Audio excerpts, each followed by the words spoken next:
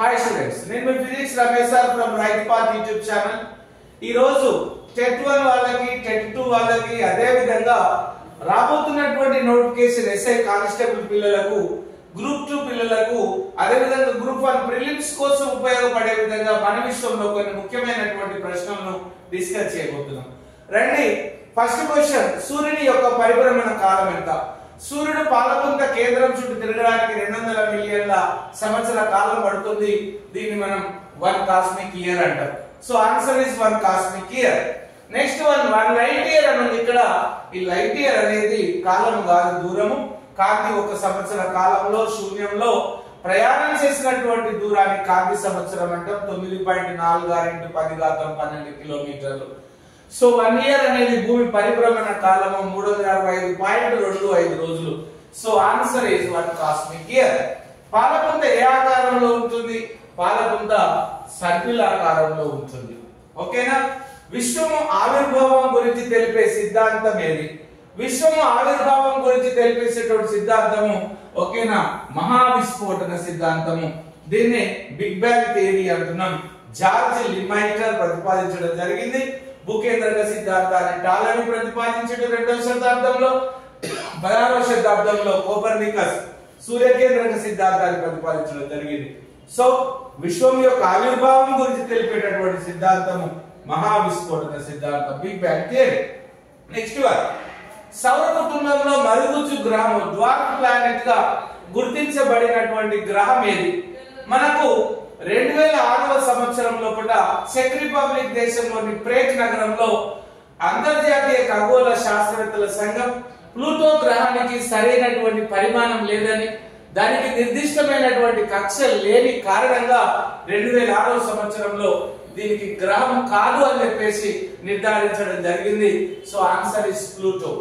సౌర కుటుంబంలో అత్యంత వేడిగా ఉండేటటువంటి గ్రహం మనం కనుక చూసినట్లయితే సూర్యునికి దగ్గరగా బుధుడు ఉంటున్నాడు. సో మరి బుధునికి విషయానికి వస్తే ఇలా బుధునికి ఎదురుగా ఇలా సూర్యుడు ఉన్నాడు. ఇలా బుధుని మీద కాంతి పడినటువంటి ప్రాంతం చాలా వేడిగా ఉంటుంది. ఆ బుధుని యొక్క వెనుక భాగం మాత్రం ఐస్ గా ఉంటుంది. సో యావరేజ్ టెంపరేచర్ ఎప్పుడైతే తీసుకుంటున్నామో అప్పుడు శుక్రుని మీద వేడి ఎక్కువగా ఉంటుంది. ఎందుకంటే సూర్యుని యొక్క కాంతి శుక్రుని మీద ఇలా నేరుగా పడడం వల్ల రెండు వైపులా ఈక్వల్ గా పడుతుంది. కాబట్టి వీనస్ పైన టెంపరేచర్ అనేది ఎక్కువగా ఉంటుంది. సూర్యునికి దగ్గరగా ఉన్నటువంటి బుధుని మీద శుక్రుని కంటే తక్కువగా ఉంటుంది. కాబట్టి అత్యంత వేడిగా ఉండేటటువంటి గ్రహం ఏదమ్మా అంటే శుక్రుడు. సౌర కుటుంబంలో అత్యధిక భ్రమణ కాలం కలిగినటువంటి గ్రహం, తన చుట్టూ తాను తిరగడానికి భ్రమణ కాలము 9 గంటల 50 నిమిషాల 30 సెకండ్లు పడుతుంది. బృహస్పతికి తక్కువగా ఉంటుంది. ఓకేనా? అత్యధిక భ్రమణ కాలము కలిగినటువంటి గ్రహం ఏదంటే మనం ఇక్కడ తీసుకున్నట్లయితే ఆన్సర్ ఏమైతుందమ్మా అంటే శుక్రుడు అవుతుంది. శుక్రుడికి చూడండి, తన చుట్టూ తాను తిరగడానికి 243 రోజులు పడుతుంది అన్నమాట.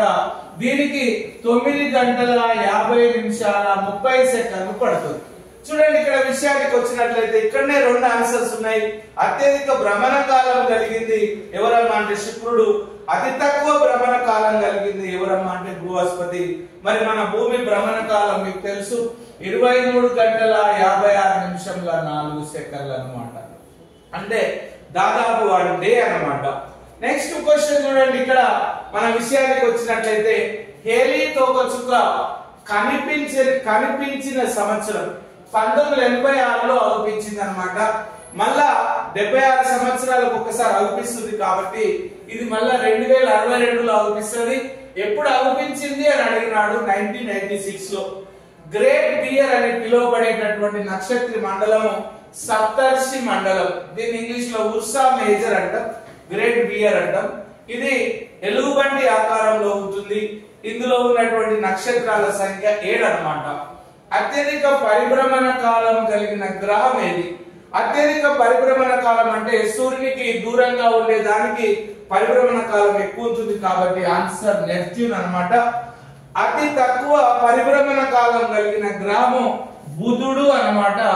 దానికి 88 రోజులే పడుతుంది అన్నమాట, 88 డేస్. ఓకేనమ్మా. మరి నెప్ట్యూన్ కి ఎంత పడుతుంది అంటే 165 సంవత్సరాలు పడుతుంది. సో కాబట్టి ఇక్కడ విషయానికి వచ్చినట్లయితే ఈ విధంగా మనకు అత్యధిక పరిభ్రమణ కాలం కలిగినటువంటి గ్రహం ఏదైతే ఉందో అది నెప్ట్యూన్ అన్నమాట. అతి తక్కువ పరిభ్రమణ కాలం కలిగినటువంటి గ్రహం ఏదంటే మనకు బుధుడు అన్నమాట. Thank you officers. నేను మీ physics Ramesh sir from Right Path YouTube channel. Thank you.